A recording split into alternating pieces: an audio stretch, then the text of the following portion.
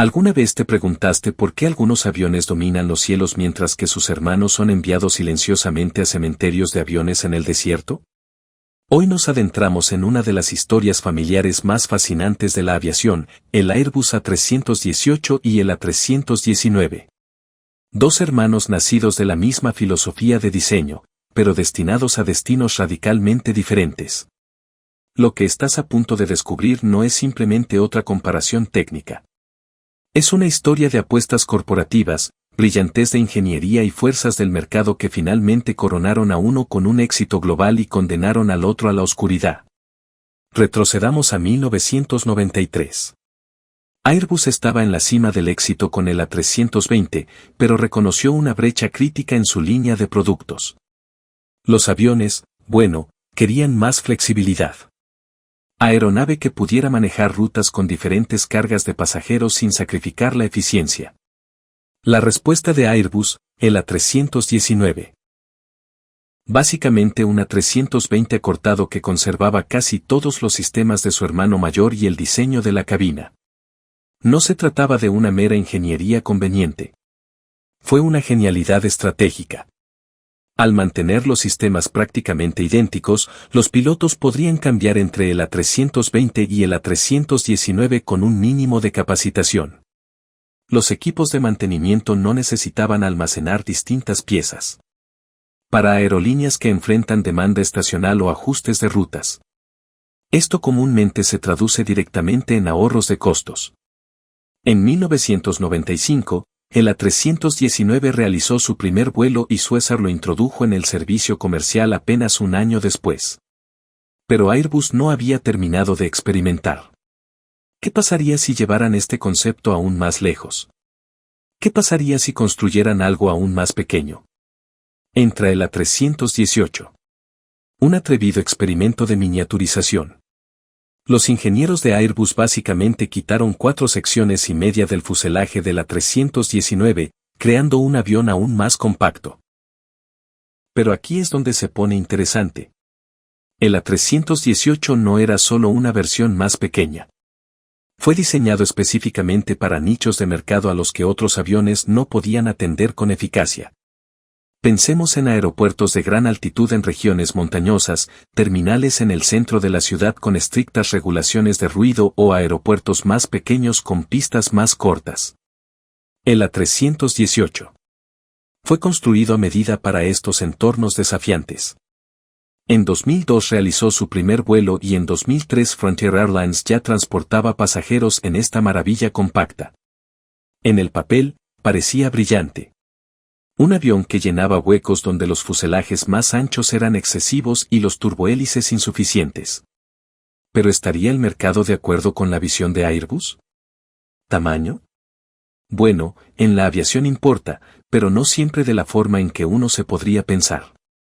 El A318 medía aproximadamente 31,5 metros de largo, mientras que su hermano alcanzaba casi 33,5 metros. A pesar de sus diferentes longitudes, ambos compartían una envergadura similar de aproximadamente 3,6 metros, que se extendía hasta unos 36,5 metros cuando estaban equipados con los distintivos arclets de Airbus o winglets combinados. Aquí es donde la ingeniería se vuelve fascinante. A pesar de ser más corto, el A318 requería un estabilizador vertical más alto. Esa es la aleta trasera para mantener la estabilidad direccional. Este cambio aparentemente pequeño fue fundamental equilibrar su estructura compacta con el control aerodinámico necesario a velocidades de crucero. Pero pregúntese esto, en una industria donde la eficiencia de combustible por asiento lo es todo, ¿tendría sentido económico un avión más pequeño con proporcionalmente menos capacidad de pasajeros? Bajo el capó, estos hermanos esconden diferentes capacidades. El A319 funcionaba con 2 opciones de motor, el CFM565B o el IAEV2500. Podía volar aproximadamente 317 millas sin reabastecerse de combustible, lo que lo hacía adecuado para rutas transcontinentales y otorgaba a las aerolíneas una flexibilidad impresionante. El A318 también ofrecía 2 opciones de motor, el PW6000 o el CFM565B. Sin embargo, el PW6000 enfrentó desafíos técnicos iniciales, lo que empujó a muchas aerolíneas hacia la opción CFM. Con un alcance de aproximadamente 3.573 millas, el A318 no podía igualar el alcance de sus hermanos mayores. Las diferencias de peso también eran sustanciales. El peso máximo de despegue del A318 era de 149.914 libras lb, mientras que el A319 podía soportar hasta 166.449. Ambos podrían alcanzar altitudes de crucero superiores a 39.000 pies, lo que los coloca firmemente en el eficiente entorno operativo de gran altitud que cubren las aerolíneas. Pero he aquí la pregunta crítica que en última instancia determinará su destino. ¿La brillantez de la ingeniería siempre se traduce en éxito comercial? Más allá de la obvia distinción de tamaño, estos aviones presentaban diferencias sutiles pero significativas que los entusiastas de la aviación aprecian. El fuselaje más corto del A318 requería un ángulo de aterrizaje más pronunciado, algo crucial que los pilotos debían dominar.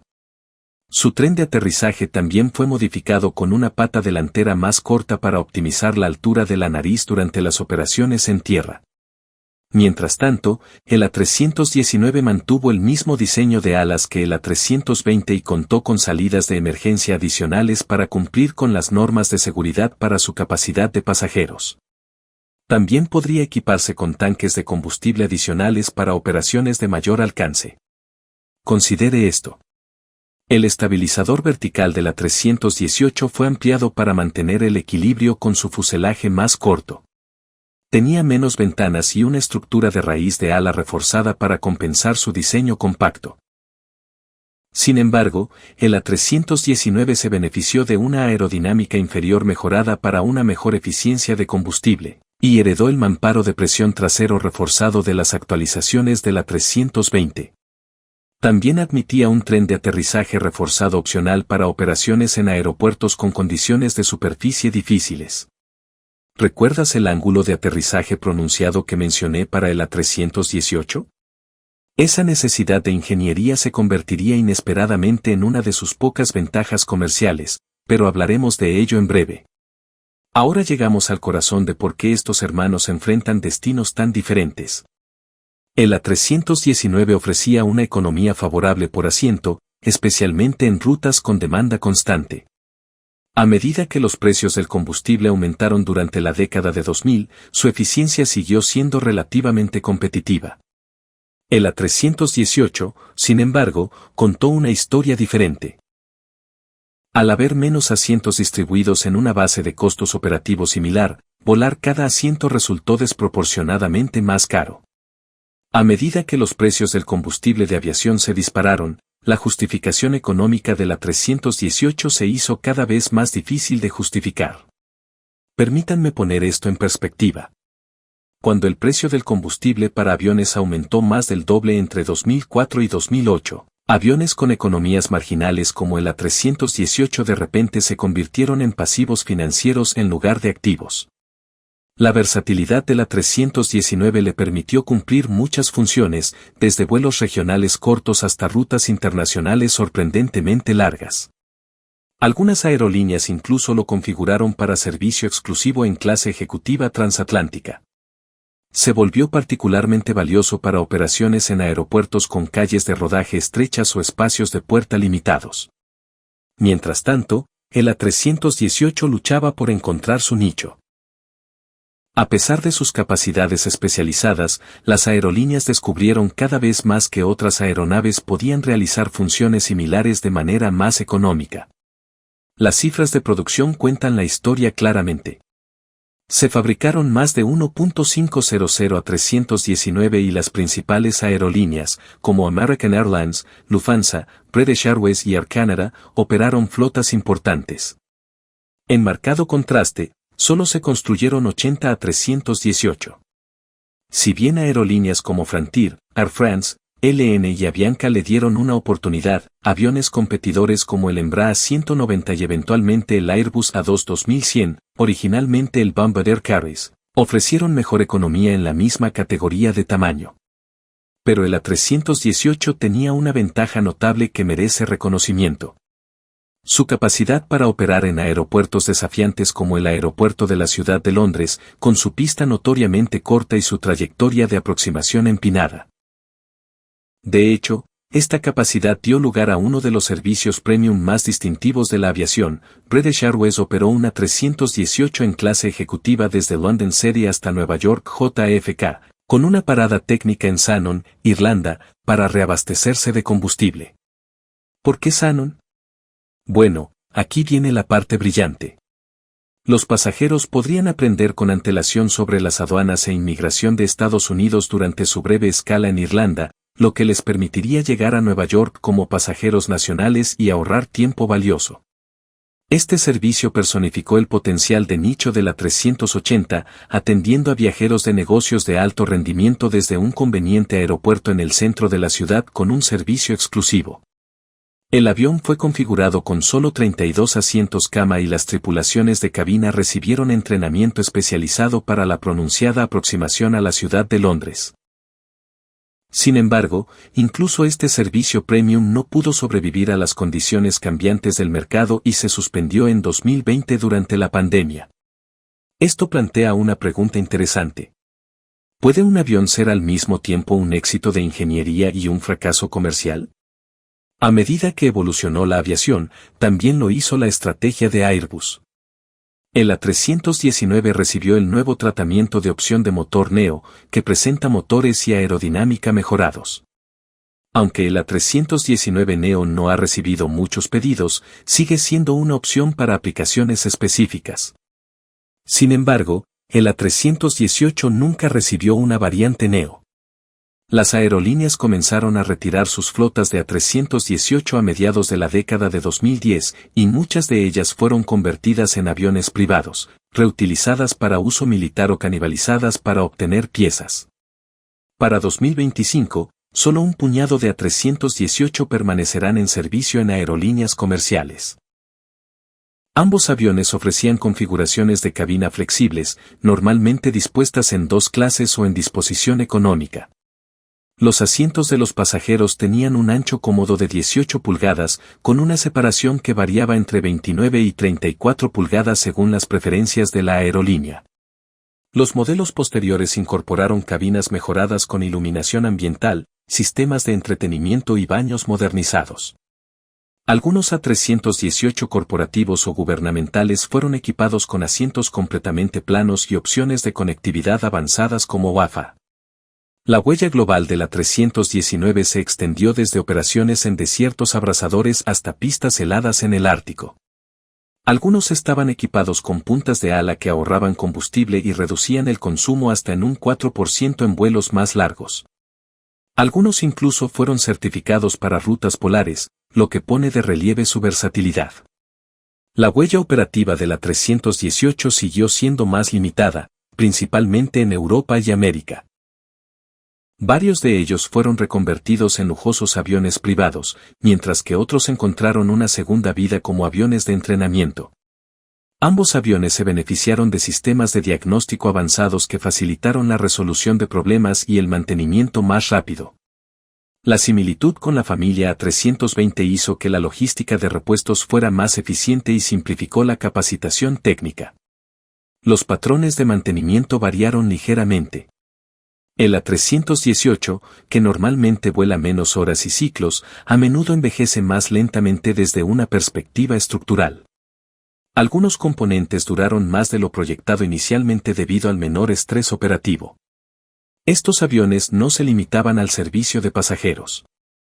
El A319 ofrecía aproximadamente 980 pies cúbicos de capacidad de carga, mientras que el A318 proporcionaba alrededor de 749 pies cúbicos.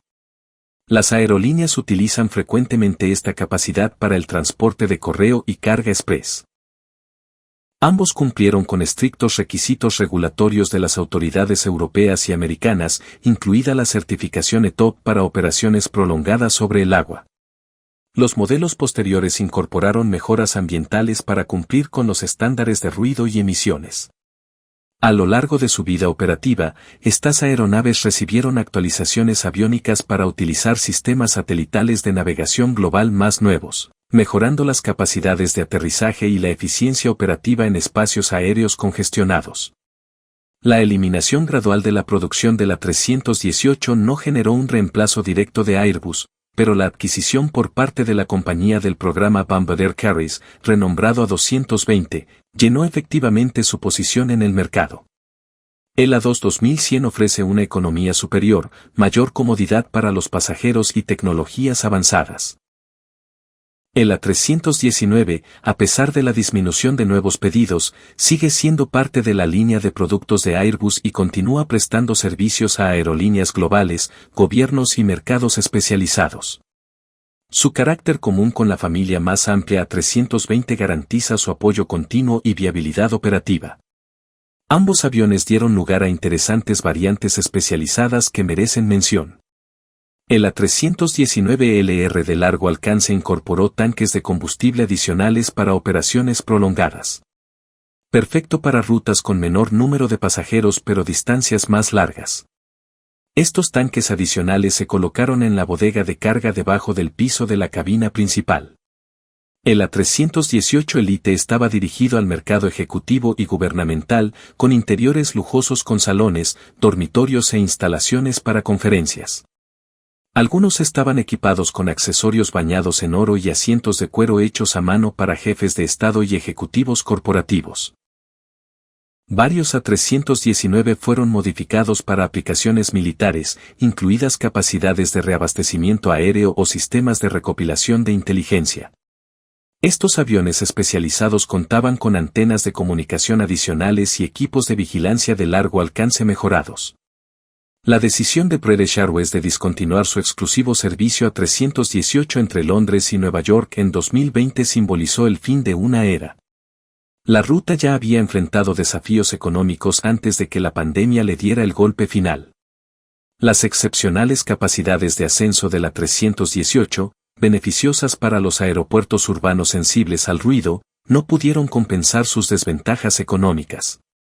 A pesar de poder superar zonas sensibles al ruido más rápidamente que los aviones más grandes, las aerolíneas descubrieron cada vez más que otras aeronaves podían realizar misiones similares de manera más económica. Mientras tanto, algunos A319 recibieron mejoras avanzadas en la cabina, incluyendo pantallas de visualización frontal que proyectaban información crítica del vuelo en pantallas transparentes frente a los pilotos. Particularmente valioso en condiciones de baja visibilidad. Las aerolíneas de bajo coste adoptaron la combinación de capacidad y eficiencia de la 319. Su tamaño permitió el uso de puertas de aeropuerto estándar y al mismo tiempo mantuvo una economía favorable al volar con horarios de alta frecuencia. Algunos operadores lograron 7 vuelos diarios con el mismo avión. Ambos modelos incorporaron tecnologías de navegación basadas en satélites que redujeron la dependencia de ayudas de navegación terrestres, mejorando la precisión de aproximación y la seguridad del aterrizaje en diversos entornos operativos. La versatilidad de la 319 se extendió a aplicaciones gubernamentales, incluidas patrullaje fronterizo, búsqueda y rescate y operaciones de vigilancia. Su espaciosa cabina, modificada con equipo especializado, la hacía ideal para estas diversas misiones. A medida que los A319 más antiguos llegan a la edad de retiro del servicio de pasajeros, algunos están encontrando una segunda vida como cargueros reconvertidos a los que se les han quitado los alojamientos de los pasajeros para dar paso a la carga. Estas conversiones a menudo sirven a las redes de envío express durante la noche. Las historias contrastantes de la 318 y el A319 ilustran perfectamente la filosofía de Airbus de ofrecer a las aerolíneas opciones en varios segmentos de capacidad. Uno se convirtió en un pilar mundial. El otro pasó a la historia de la aviación. Sin embargo, ambos contribuyeron a la evolución de Airbus como fabricante y a nuestra comprensión de lo que hace que un avión sea comercialmente viable en la implacable industria aérea. El A318 y el A319 comparten cabinas casi idénticas. Pueden utilizar muchas de las mismas piezas y nacieron de la misma filosofía de diseño. Sin embargo, uno prosperó mientras el otro tuvo dificultades. Esto plantea preguntas profundas sobre el equilibrio entre la ambición de la ingeniería y la realidad del mercado. Quizás la lección más importante sea esta. En la aviación comercial, el éxito no se mide únicamente por lo que un avión puede hacer, sino por si puede hacerlo de manera lo suficientemente económica como para que tenga sentido para las aerolíneas que operan con márgenes muy estrechos. Mientras miramos hoy al cielo, el A319 continúa conectando ciudades de todo el mundo, mientras la mayoría de los A318 permanecen tranquilamente guardados, monumentos a la constante evolución de la aviación y a las duras realidades económicas que la moldean. ¿Qué opinas? ¿Deberían los fabricantes de aeronaves seguir ampliando los límites con diseños especializados como el A318, o deberían centrarse exclusivamente en la eficiencia económica? Déjame saber tu opinión en los comentarios a continuación.